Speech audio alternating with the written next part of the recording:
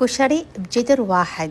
نضيف قليل من الزيت، الشعرية نحمسها، ونضيف التمن اللي منقعيه والعدس الأسمر والمعكرونة. طبعا المعكرونة بدون سلق، تحبون اسباجيتي أو معكرونة، وحمص مسلوق وشوية مي وكمون وملح وقليل من الماجي. نعوفه ينشف ويتهدر، ونروح نسوي البصل المقرمش. هنا نقطع شرائح البصل ونضيف له شوية طحين ونقلي، ويصير عندكم أطيب بصل مقرمش بهالشكل.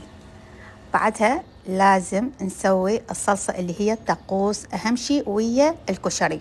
هنا 5 حبات من الطماطة منزوع القشر مالتها، وياها فلفل حار نعصرها، وبالجدر نضيف زيت وحبتين ثوم وملعقة من المعجون، نحمسهم كل زين.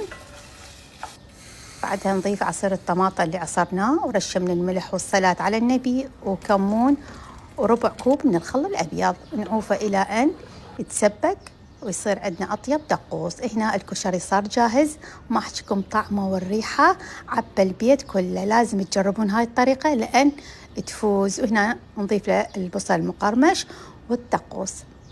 صار عندي أطيب كشري ممكن تاكلوه، وألف ألف عافية.